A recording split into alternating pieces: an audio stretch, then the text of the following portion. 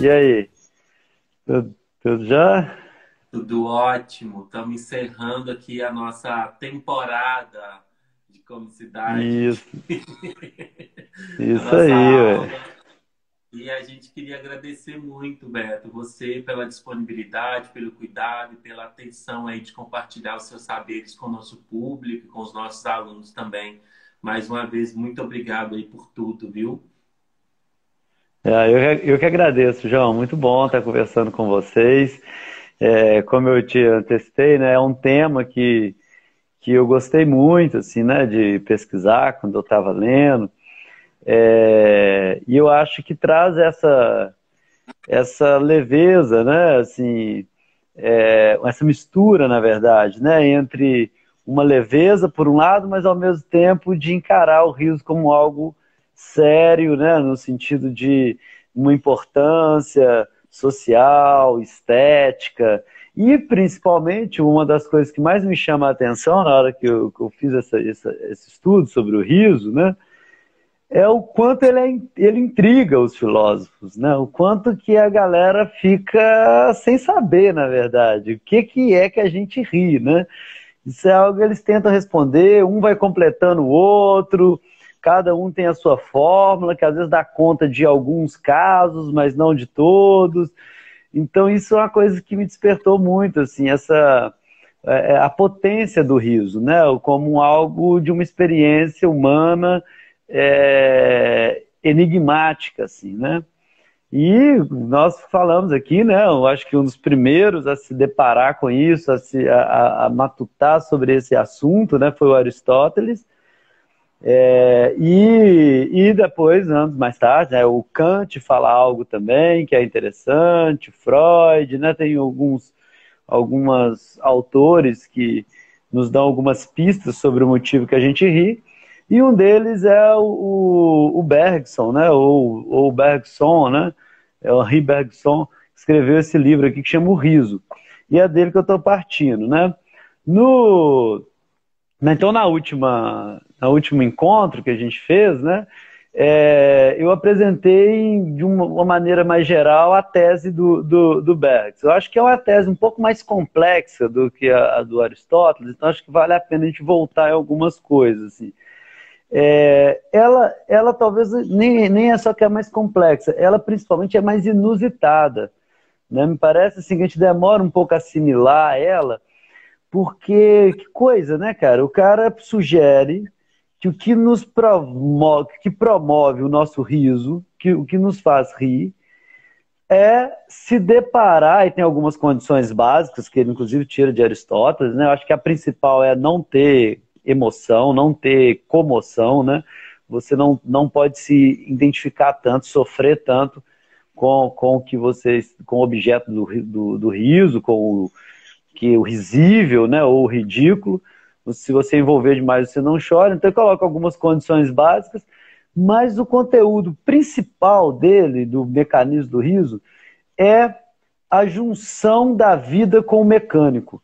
Isso é algo muito provocativo, assim, porque eu, pelo menos, acho muito inusitado, né? Então, quando você vai buscar exemplos, assim, mas é muito curioso o raciocínio dele, porque ele vai, ao longo do livro, nos convencendo de que várias situações cômicas que parece estar não tão relacionada com essa definição dele, no fundo traz essas duas dimensões, da vida e do mecânico, né? Então essa junção dessas duas coisas, né, para ele é o que provoca o riso. Eu sei que é um pouco mais complexo, então acho que vale a pena voltar em algumas coisas que eu falei no encontro anterior, que é principalmente o que representa esses dois conceitos na obra do Bergson, né? Pelo menos nesses ensaios. O vivo, ou o gracioso, né? O que ele fala assim de uma... É, é, da graça mesmo, né? O termo que ele vai usar vai ser a graça, o vivo, representa tudo que tem em nós de flexível, sabe? De mutável, de adaptável. O ser humano, ele coloca que o ser humano tem algo espirituoso, né? Que é o outro nome, né? Além de gracioso, ele usa espirituoso. O ser humano é adaptável, o ser humano é flexível, o ser humano ele não está preso num automatismo, né? Por exemplo, do instinto, né? De você sempre agir, né? Os animais, eles são, eles não são robôs, evidentemente que não, mas eles têm um caráter mais automático, assim, né? Então, quando eles estão com fome, ou quando eles têm, sei lá, vontade de evacuar, de fazer xixi, todo esse processo não tem alguns rituais para cada um, para cada animal, mas é mais ou menos fixo, né? Assim, ele segue aquele instinto, né? O ser humano não, o ser humano ele rompe com esse automatismo, vamos dizer assim, da natureza, e ele é muito criativo. Isso significa o vivo em Bergson. Quando ele diz o vivo, né, o mecânico sobreposto ao vivo, o vivo representa essa flexibilidade, principalmente isso. Assim. Então a gente é flexível em relação ao tempo, ao espaço, a gente adapta, né? Espera-se que o ser humano não se repita muito, porque para cada situação é exigido uma forma dele agir, né? Isso é o vivo. E o que é o mecânico? O mecânico é exatamente o oposto. O mecânico é aquilo que é automático, que é programável, que repete, tem muitas repetições, que não se adapta, né? Então, aí o grande exemplo dele é uma pessoa que está andando na rua, né? A pessoa que está andando na rua, ela precisa desviar do poste, né? Tem um buraco, tem um cocô de cachorro, e ela vai se adaptando a esse caminho. O que torna cômico é quando essa pessoa não faz essa adaptação, não tem essa flexibilidade. E ele segue e bate com a cara no poste, por exemplo. Ou pisa no cocô do cachorro. Né? Alguns exemplos clássicos, assim, né? De cenas, assim, de os Trapalhões, né? Chaves. Né? Ele vai fazendo alguma coisa que não se adapta à flexibilidade desse espírito, né? Que o Bergson coloca quase como algo que flutua, né? O espírito, ele usa essa expressão, né? O espírito não cai. Né? Fala assim, a gente não consegue imaginar um espírito caindo, escorregando e caindo, né? Porque aquilo que tem de espiritual em nós é gracioso, é adaptável, é flexível. E aí entra o mecânico, o que causa o riso. E aí ela é inusitada, essa ideia, né? Porque é meio inesperado, assim. Eu acho que do Aristóteles a gente acompanha mais, assim.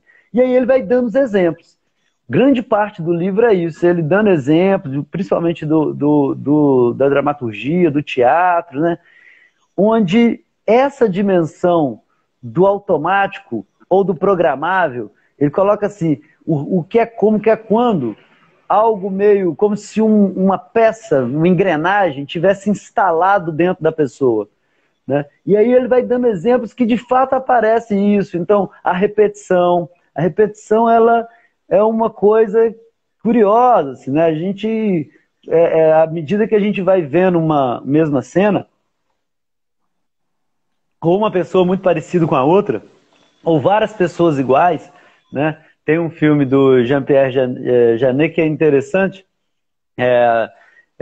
A Cidade das Crianças Perdidas, que tem um personagem que ele é clone, né? É um tanto de clone, é o mesmo ator que faz, né? Que eu tô Dominique, me fugiu o nome dele agora.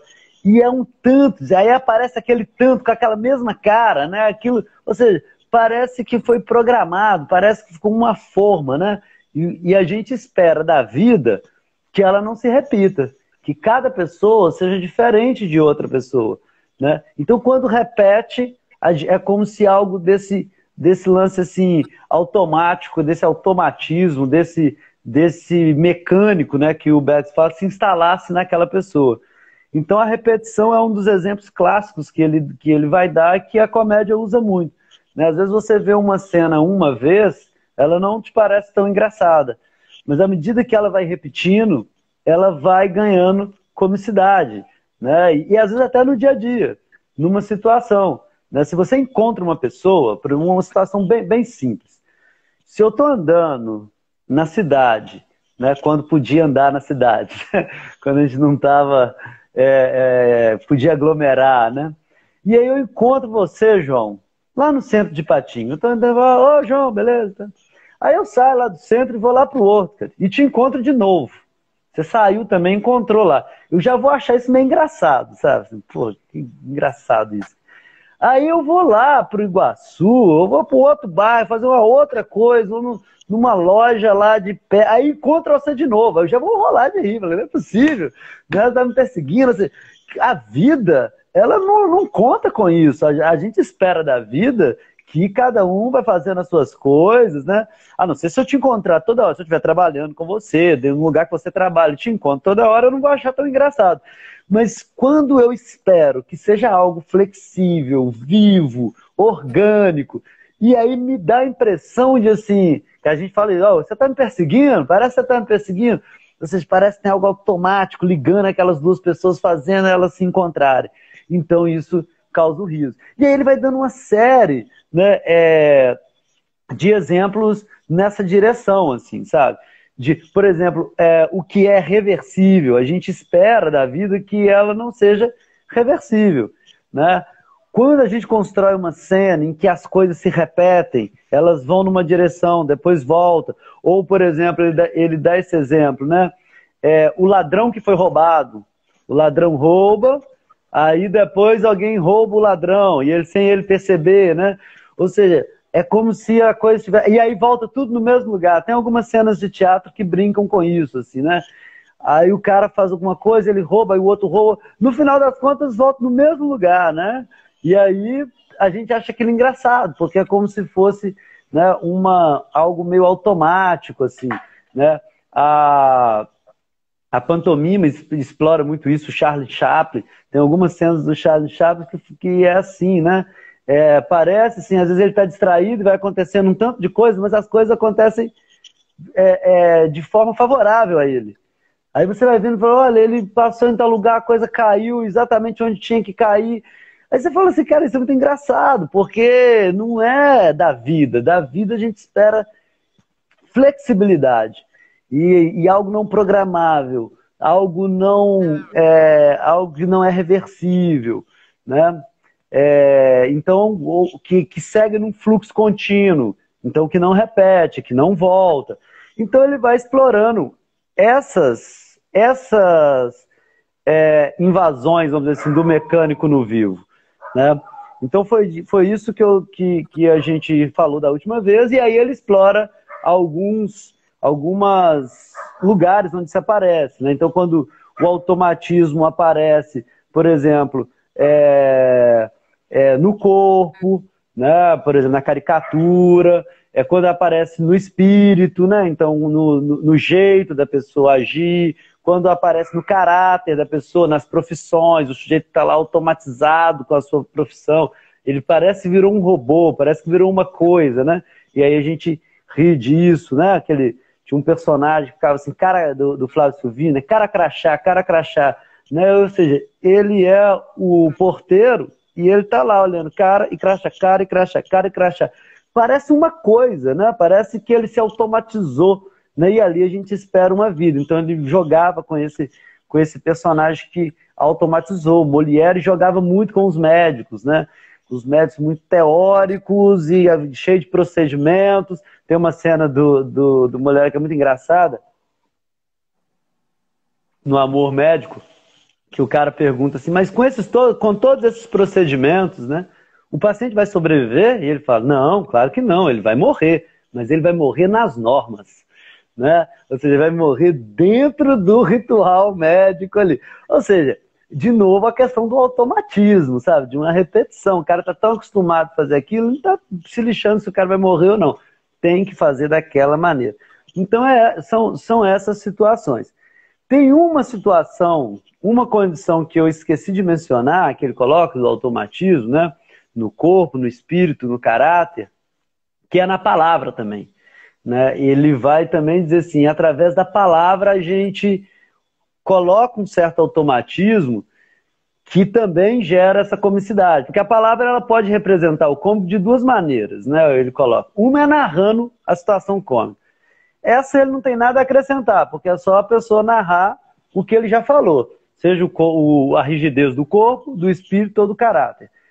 Mas tem um jogo de palavras que às vezes fica engraçado, né? Não é exatamente narrando a situação cômica, mas usando a palavra para extrair graça do jogo com a palavra.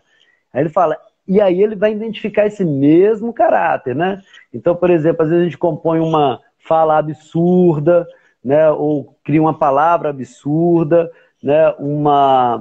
Um neologismo, que às vezes dá uma impressão assim, né? De não ter, faltar um sentido, não ter adaptado muito bem, ou a gente leva ao pé da letra, a gente fala alguma coisa que normalmente tem um sentido figurado, e a gente fala como se ela fosse o sentido real, assim, né? E aí a gente, ou seja, a gente não tem a flexibilidade de entender ela no sentido figurado, né? O exemplo que ele dá de alguém que diz, olha, não joga na bolsa, né? Não aposta na bolsa ou no cassino, acho que é na bolsa, né? Não aposta na bolsa não, porque um dia você perde, outro dia você ganha, é uma loucura. Ele fala, então eu vou apostar dia sim, dia não, né? Porque já que tem um dia que perde e outro dia que ganha, então eu vou apostar só nos dias que eu ganho, né? Ou seja, logicamente que a flexibilidade com a língua, né, nos permite entender que quem está dizendo um dia você perde, outro dia você ganha, está dizendo da aleatoriedade daquelas apostas, né? Mas ele leva ao pé da letra, né? Aí fica engraçado, ele fala, vou jogar um dia sim, um dia não, né? Então é essa falta de flexibilidade de se adaptar, né? Assim, ao novo e tal. E aí, e as contingências da vida, os acasos da vida, né? Então é isso que ele está chamando da rigidez, né? Do mecânico. E aí isso aparece no corpo, aparece no espírito. Ele fala eu acho que um exemplo muito claro, que é do imitador, né? Quem imita a pessoa pegando assim, aquelas características, aqueles movimentos que são repetitivos, que parece que uma máquina instalou ali naquela pessoa, né? E aí vai explorar aquilo, né? Então, o caráter e as palavras. Depois de fazer toda essa discussão, ele faz mais 3 movimentos que eu acho que pode interessar, assim, pode ser legal para a gente, que o primeiro é de tentar localizar a origem dessas coisas todas, né? Ele vai falar assim, ó, como que isso aparece lá na infância, né? Porque a gente está falando desses exemplos todos do adulto.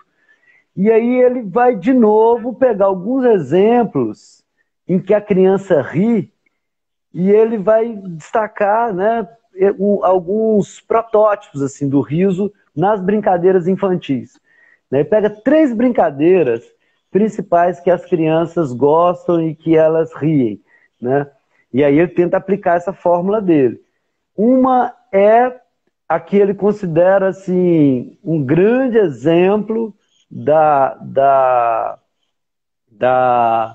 vamos dizer assim, um grande modelo até para o riso, que é aquela brincadeira da caixa de palhaço, sabe? Que tem uma mola, e aí você coloca, fecha a caixa com um palhaço lá dentro, e aí você abre a caixa e o palhaço salta, e aí causa um susto, assim, né?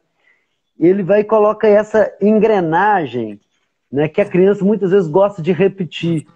E aí a gente vê nas brincadeiras das crianças, de fato tem um prazer nisso, assim, como se fosse fechar e abrir de novo para ver aquela engrenagem funcionar repetidamente, e aquilo, ou seja, ela encontra ali um automatismo, sabe? Então ele vai, por exemplo, ler algumas cenas de teatro, de peças de teatro, né? Exatamente como se fosse algo que estivesse comprimindo, querendo ser escondido da cena, por exemplo, de repente se revela, sabe? Então, aí de repente, e aí isso vai repetindo. E aí você vai fazendo de uma maneira que toda hora aparece novamente, como se fosse o palhaço surgindo de novo. Então ele vai falar de alguns sentimentos comprimidos, né? Ele coloca que a gente, às vezes, não quer falar alguma coisa, fica comprimindo, né, aquilo, de repente aquilo escapa, e aí torna engraçado, né? O Freud também explora muito os xistes, né, os jogos de palavras, né? O riso através de palavras é um tema de um livro do Freud. E ele conta um xiste dele mesmo, né? Na verdade não um xiste, isso foi um ato falho, porque ele compara o xiste com o ato falho. Tem 2 livros iniciais do Freud que ele explora muito isso. Mas quando ele está comentando sobre o ato falho, ele conta uma ocasião interessante, um ato falho que ele exemplifica o que o Bergson fala. Ele recebe na casa dele um cara muito importante para jantar, e o cara tinha algo no nariz, eu não sei exatamente se era um nariz muito grande, um nariz muito esquisito, alguma coisa assim. E ele fica com aquilo represado, sabe? Ele olha para o nariz do cara e fala assim: as crianças vão comentar sobre o nariz desse cara. Elas vão fazer alguma pergunta do nariz desse cara. E ele já fica olhando para os filhos dele lá. Eles vão falar do nariz. E aí vão ficar numa situação delicada. E as crianças não falam nada. Passa o jantar todo, as crianças tranquilamente lá. Na hora que ele relaxa, ele fala assim: fulano, né, chama o cara, senhor, eu queria pedir o sal. Ele, o senhor pode me passar o sal? E ele fala assim: fulano, o senhor pode me passar o nariz? E aí ele pensa: putz.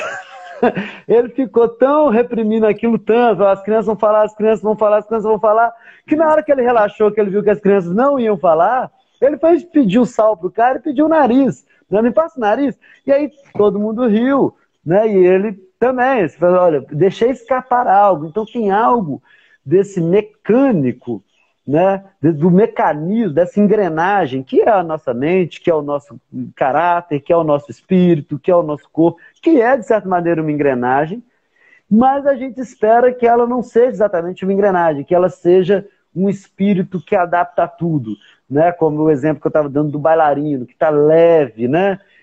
Com a leveza, ou com a música, que compõe uma harmonia assim, perfeita, né? E o nosso corpo, o nosso caráter, o nosso espírito, o nosso uso com as palavras, não é assim. Ele tem falhas, né? Ele tem rigidezes, ele tem alguma espécie de rigidez. Isso gera o cômico. E pro Bergson, isso é representado nesse palhacinho que comprime a mola e que solta, né? Então toda vez que a gente vê esse movimento acontecendo também, a gente ri. O outro exemplo que ele dá é do fantoche. As crianças ficam fascinadas, elas gostam de ver alguém controlando aquele personagem, né? Alguém controla aquele personagem, ou seja, como se tivesse de novo uma engrenagem por trás daquilo, né? O teatro explora muito isso também, a comédia, com os quiprocós, assim, né? Ou seja, é como se fosse uma pessoa não sabe o que ela está fazendo, mas tem uma engrenagem por trás, alguma situação que a entrega ao público. Então o público sabe. Por exemplo, deixa eu pensar algum exemplo assim, né? O personagem ele entra em cena e aí ele não sabe, sei lá, que uma pessoa morreu. E ela tá lá, o outro personagem morreu e tá lá. E ele começa, e o público sabe. E ele chega lá e começa a conversar com aquele personagem morto lá. E aí, fulano, não sei o que, não sei o que, não sei o que. Isso causa graça, porque o público sabe de uma parte, né? Mas ele não sabe. Então dá a impressão, alguém fala, as cenas de ponto de escuta, onde um narra e o outro não acompanha. Exatamente, ou seja, alguém narrando e o outro não acompanha muito bem, mostra a engrenagem. Essa cena também fica parecendo como se tivesse uma engrenagem, essa é a interpretação do Bergson, como se tivesse uma engrenagem ali e que a gente sabe essa engrenagem, porque foi dada pra gente, a gente sabe que é um teatro, né? E essa pessoa não conseguiu se adaptar, né? É claro, porque ela não percebeu que a outra estava morta. Então, os quiprocós, né? Os mal-entendidos do teatro, ele vai trabalhar muito a partir desse modelo, né, de personagens manipulados. Ou um personagem manipulando o outro, né? O Chicó e o João Grilo, por exemplo, né, do Suassuna, eles jogam muito com isso, fica muito cômico, né? Que eles vão criando situações para passar a perna, para ganhar alguma coisa, né? E eles vão manipulando, e nós sabemos que o personagem está sendo manipulado por eles, e aí nós rimos, né? Quando o bispo chega lá e o padre, né? O padre diz, olha, eu não vou enterrar esse cachorro, né? Ele leva um cachorro, quer enterrar um cachorro. Fala, não vou enterrar um cachorro, eu enterro um ser humano, enterrar um cachorro seria, né, zombar de Deus e tal. Ele fala, nossa, que pena, né? Porque o cachorro deixou uma herança para a igreja enorme, uma fortuna. Aí o padre já muda, né? A gente vê que tem uma engrenagem por trás, que esse padre está sendo manipulado. E ele fala, não, mas pode, peraí, eu vou conversar com o bispo, então, quem sabe? Mas aí fala pro bispo, o bispo fala, mas quanto que é? Aí ele aumenta, né, a quantia, ele deixou... Aí o bispo já fala, pô, esse cachorro tem uma alma muito caridosa, então ele merece ser enterrado. Mas a gente percebe que tem uma engrenagem por trás. Ele é um fantoche dos seus sentimentos, do João Grilo ou do Chicó, da cena, da situação. Essa é a hipótese do Bergson, né? Tem uma engrenagem por trás ali, né? E além disso, um outro modelo de brincadeira infantil que o Bergson usa, né, para a comédia, além do palhaço que salta, dos personagens manipulados por fantoches, ele fala também do efeito, o efeito que ele chama assim de bola de neve, né? De uma coisa e produzindo outra, né? Ou do castelo de cartas, você construiu um castelo de cartas e aquele castelo caía, as crianças gostam, elas riem quando cai, né? Você vai produzindo, igual o dominó, você vai fazendo um desenho, e aí elas tem um alívio, porque tem uma tensão ali, depois elas liberam, né? O Kant explica muito o riso a partir daí. Ele faz assim que o riso ele é a transformação súbita de uma grande expectativa em nada, né? O Bergson não vai por esse caminho, o Bergson vai por outro. Ele cita Kant, ele lê Kant, mas ele dá outra explicação para a graça, né? Que a gente tem disso que se constrói e cai, né? E, de novo, para ele é algo do automático que aparece ali. É algo do simples que vai construindo o complexo. Então, uma carta vai outra carta, outra carta, outra carta, até que elas se desmoronam, né? Então, você vai tendo uma consequência. Isso, de novo, ele vai encontrar nas situações.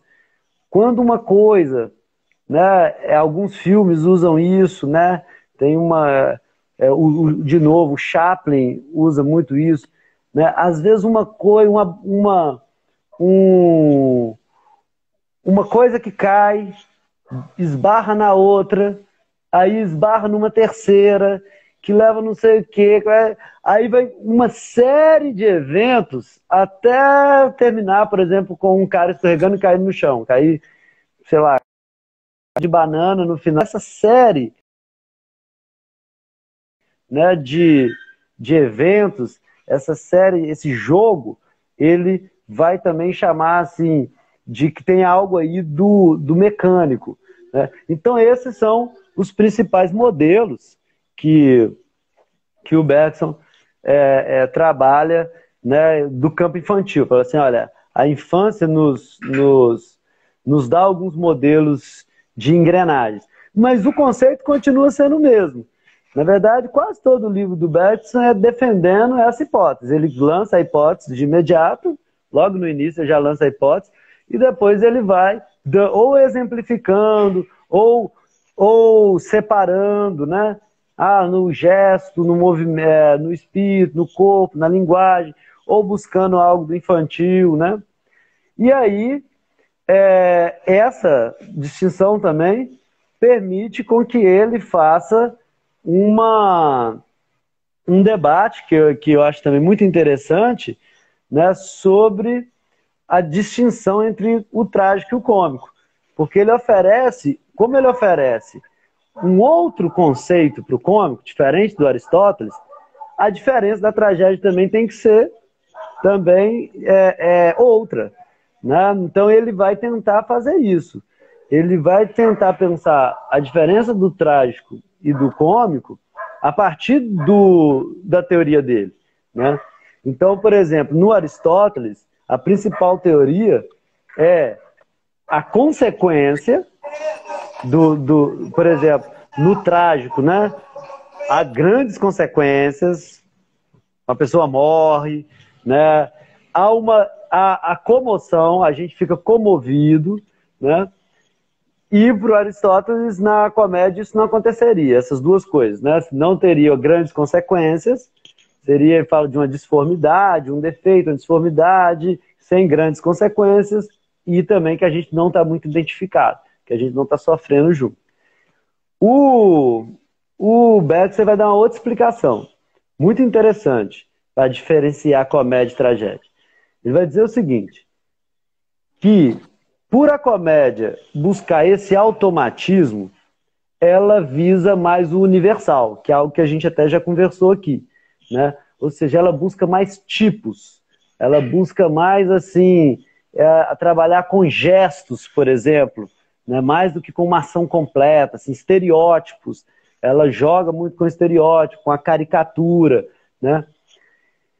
E porque justamente estaria aí representando o mecânico. Já a tragédia, ela tenta intensificar o vivo. Ela tenta revelar não o que há de mecânico, mas o que há de singular. Então, a hipótese do Beck, a teoria dele, é que o poeta trágico, ele faz um mergulho para dentro de si mesmo.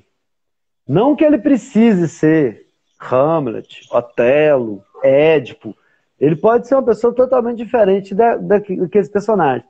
Mas ele precisa encontrar alguns sentimentos internos na sua alma, nas suas personalidades. Ele chama-se de encontrar os traços trágicos da nossa personalidade para emprestar para o seu personagem e ele ficar intenso, né? E aí ele vai explorar, então, a ação desse personagem, porque a ação para o Beck, ela vai desde o fundo da nossa alma até o fato, o ato que a gente fez. Ele separa ação e gesto. O gesto, ele fica mais na superfície, ele não diz tanto da nossa... É como se fosse assim, quando a gente vai... no teatro, às vezes, explora isso, né? Por exemplo, um ator que fica gesticulando muito, né, e fala, você está atrasado, e ele fala, você está atrasado, né, e bate lá no relógio, algumas coisas que não apresenta tanto a profundidade da ação dele, fica mais no gestual.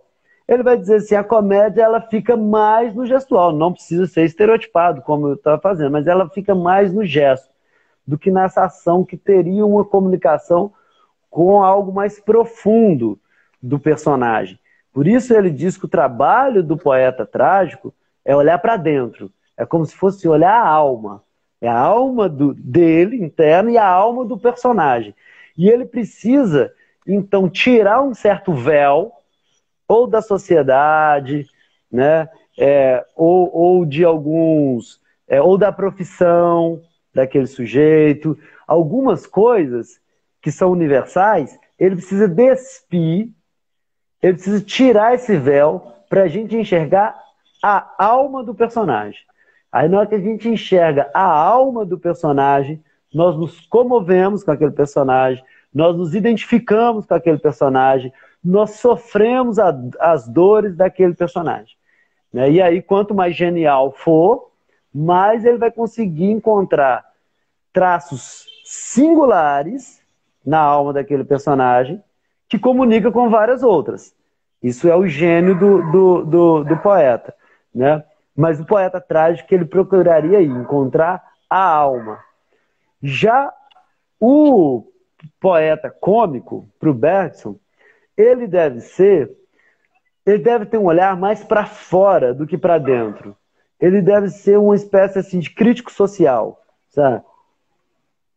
De perceber os automatismos da sociedade, as cerimônias sem sentido que ela apresenta, os preconceitos, sabe? Ela precisa enxergar assim, aquilo que tem de automático e que perde a vida. Então, se o poeta trágico busca revelar a vida do personagem, o espírito do personagem, a alma do personagem, o poeta cômico deve buscar nos apresentar meio assim, algo que está mais na superfície do personagem, na superfície do personagem, mas que está, vamos dizer assim, entranhado na sociedade. Então, para o Bergson, o cômico, ele diz mais da sociedade do que o trágico. O trágico diz mais das nossas dores internas, humanas, assim. Então, do nosso ciúme, do nosso luto, dos lutos que a gente faz, né?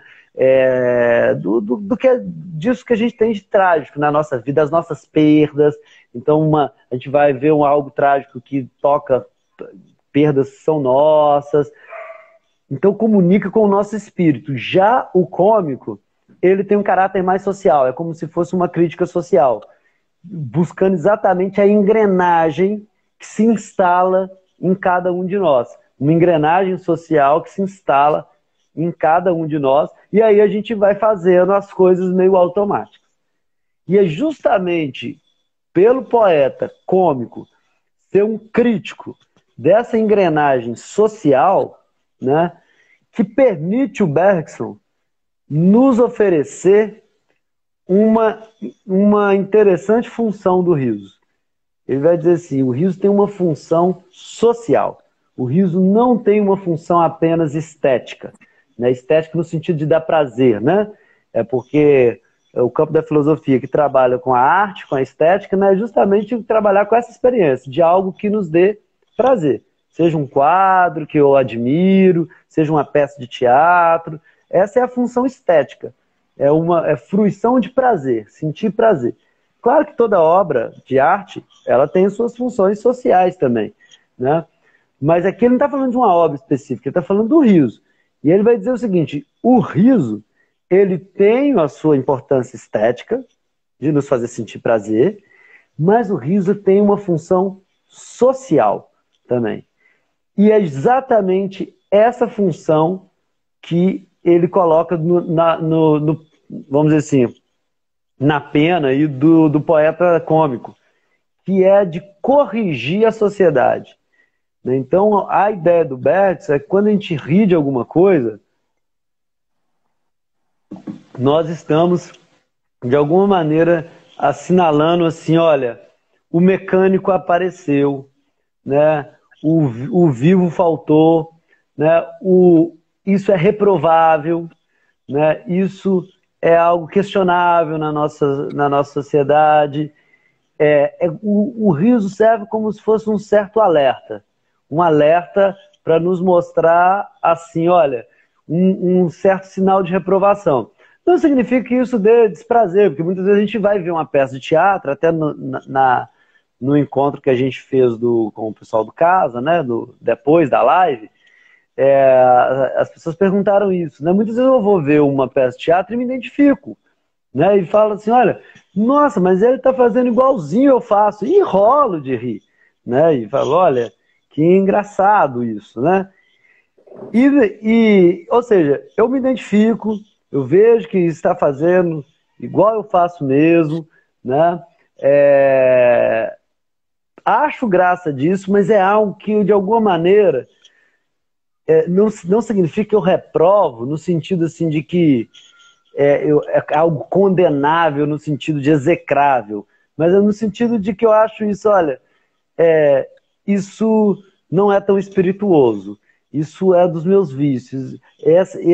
O personagem está revelando, né, algo que se entranhou em mim, como se fosse esse mecânico que entrou em mim, que essa que é a tese do Bergson principal. Então, a ideia do riso, para o Bergson, ele vai dizer até, ele usa uma expressão interessante, né, dele, uma frase que às vezes a gente até encontra, né, em outros contextos, que é assim, nada desarma mais do que o riso. O riso, ele coloca como se fosse uma certa arma que desarma. Quando as pessoas começam a rir, você vai dar uma palestra, você vai fazer alguma coisa, né? Se as pessoas começam a rir, ela te desarma, né? E aí por isso que eu acho também que é interessante, porque é uma arma muito potente. Uma arma no sentido de, ele vai dizer assim que tem uma certa malícia, né? Que ele até escreve uma frase assim, essa correção ela faz com o mal, né? Com uma certa punição. A verdade é que a questão é essa, né? A curiosidade é que para o Bergson, o riso ele aparece como uma punição, né? Pune uma ideia, pune um ritual, pune uma pessoa, às vezes um traço físico, né?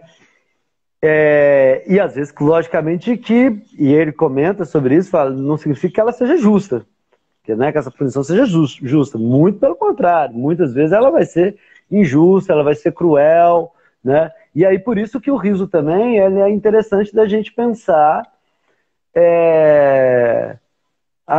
essa potência dele, porque se ele é uma arma, como o Peck descreve, né, que desarma, que pune, né, que de alguma maneira assim, ela atinge, e aí pode ser uma pessoa, uma ideia, um partido político, um ideal, uma nação, a sociedade humana como um todo, né? Outro dia eu estava vendo uma coisa que eu achei curiosa, um comentário que fizeram numa propaganda, essas coisas dos memes, assim, né, da internet, tem uma coisa interessante.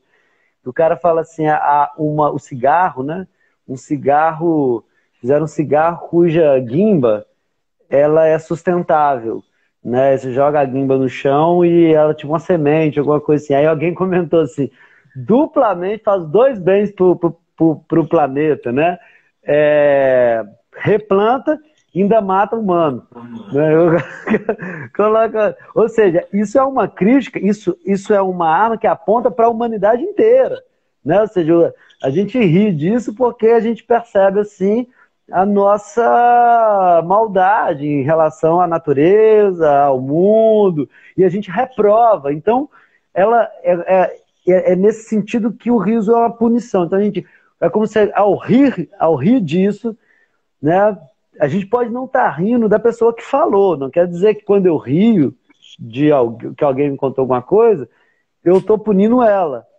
Por exemplo, eu não estou punindo esse cara que comentou. Quando eu rio disso, a minha punição vai para os seres humanos, como um todo. Então, a ideia E aí, por isso que eu disse, pode ser os seres humanos, pode ser uma nação, pode ser uma ideia, pode ser um ideal, pode ser uma roupa, uma moda, uma arte. Né? Quando eu estou rindo de alguma coisa, a ideia do Bex é você estar punindo. A função social do riso, então, seria nos revelar as engrenagens que nos atravessa, né? Então, por exemplo, quando alguém imita o outro e imita a sua repetição, né? O Silvio Santos é clássico, né? Eu acho que todo mundo que começa a imitar tenta imitar o Silvio Santos, né? É como se estivesse mostrando para o Silvio Santos, olha como você é repetitivo, olha como a sua risada ela sai de uma maneira automática mesmo.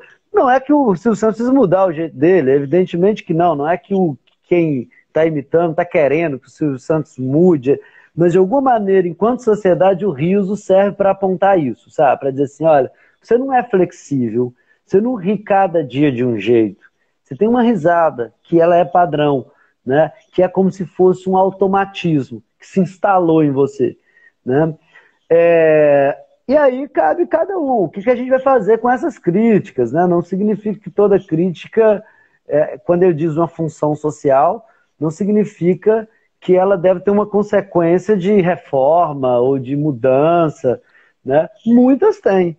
Né? Por exemplo, talvez uma crítica dessa, quando fala está fazendo bem o maior bem à natureza que esse cigarro faz é matar humanos e não exatamente plantar, né? Ou seja, dizer assim, isso pode nos levar a pensar, refletir, dizer, olha, nossa relação com a natureza pode ser diferente, pode ser menos danosa, né? E tentar, de fato, fazer uma mudança. Alguém pode se sentir constrangido com uma imitação e falar, pô, mas realmente, eu repito essa palavra aí toda hora, né? Eu posso variar, né? Porque tem alguma coisa assim que a gente espera. Por que é ruim uma pessoa que repete, né, a palavra toda hora, né? Eu estava conversando com alguém outro dia que estava dizendo de um professor, né, que, nossa, ele fala muito né? Toda hora ele fala né? Aí eu não observava isso e achava a aula boa. Aí alguém foi e me contou. Alguém me falou assim, olha o tanto que ele fala, né? Aí acabou, porque agora eu começo a dar vontade de rir, porque ele fala, né, toda hora. Ou seja, não tem um grande problema, mas a gente espera do vivo essa flexibilidade, essa novidade, né? Então, de repente, esses risos pode fazer uma pessoa repensar o modo dele. Não é que é necessário. O Bergson está dizendo que isso provoca uma reforma necessariamente. Mas ele aponta para uma crítica. O riso ele tem essa força de criticar. Assim, né? E aí ele funciona como uma espécie de arma. E aí eu acho que é interessante essa reflexão que a gente já fez aqui outro dia, que se ele é uma arma, vale a pena a gente pensar também para onde que a gente está apontando, né? Essa arma. Quem é que a gente está querendo desarmar? Quem é que a gente está querendo dizer que é ridículo, né? O tempo aí, como é que tá? 2 Dois minutos. minutos? Ótimo, não, beleza. Vai tranquilo. Mas então tem o riso, ele cumpre essa função social. Então, assim, eu acho que esses 2 minutos talvez seja interessante fazer um resumo, né? Breve, assim. A ideia do Bergson principal, quem tiver interesse, né? É um livro muito gostoso de ler, tá, gente? O Riso, são 3 ensaios do Bergson, falando sobre a comédia. E a ideia principal dele é essa.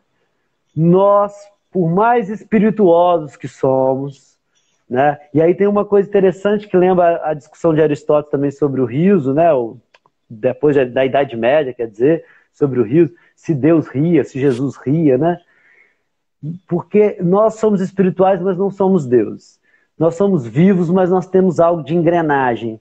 Nós, né, por isso que às vezes é engraçado ver alguém no teatro, dependendo da situação, a pessoa com vontade de ir no banheiro, uma coisa super corriqueira. E aí tá lá o personagem, o banheiro tá trancado, ele vai batendo na porta, né? Aquela cena. Ou seja, tem algo de engrenagem em nós. Nós não somos espírito, nós somos matéria, somos engrenagens, e o riso serve para nos lembrar.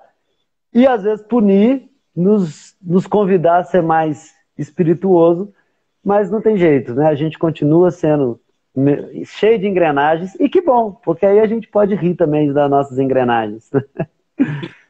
É isso aí, João. Beto, brigadíssimo mais uma vez. Eu abri agradecendo, fecho agradecendo também você compartilhar essa experiência, né, que o Casa está propondo agora também, de abrir as suas aulas para o público, que não acessa através do nosso curso livre, porque a gente tem uma limitação de quantidade de alunos por várias questões. E aí por isso que a gente teve essa iniciativa de criar um espaço de compartilhamento aqui em rede, onde todas as pessoas possam acessar aquilo que nos interessa, e as coisas que nos interessam acabam sendo também ideias de interesse público. Então, por isso que a gente compartilha aqui nesse espaço, que é um espaço público e democrático também, onde as pessoas podem interferir, perguntar, interagir. Então, a gente fica muito feliz aí com a sua aula. Foram 4 aulas incríveis. É muito bom, é muito leve. Os alunos depois ficam lá falando um pouco sobre isso, assim, a leveza com que você leva o conteúdo, com que você apresenta, a maneira com que você coloca os elementos assim dentro dessa narrativa desses assuntos que você está abordando. Eu agradeço aqui em nome da turma também. Os meninos vão poder agradecer lá também na nossa aula que a gente está indo agora. Mas eu agradeço aqui enquanto Casa Laboratório. Muito obrigado aí pela sua disposição, pelo seu cuidado, pelo seu carinho. E espero que a gente retorne com outros assuntos também, porque eu sei que tem muitos assuntos que você desenvolve Isso. interesse de nós aqui das artes cênicas. Muito. Guá, guará, guá, guá.